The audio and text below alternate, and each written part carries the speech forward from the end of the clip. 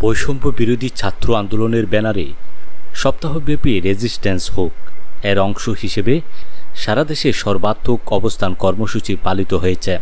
সারা দেশের ন্যায় সকল ছাত্র জনতাকে নিয়ে 15ই আগস্ট বৃহস্পতিবার কর্মসূচি সফল করার লক্ষ্যে সাতখানিয়া লোহাগাড়া হতে আমিরাবাদের কর্মসূচিতে যোগ দেন ছাত্র জনতা।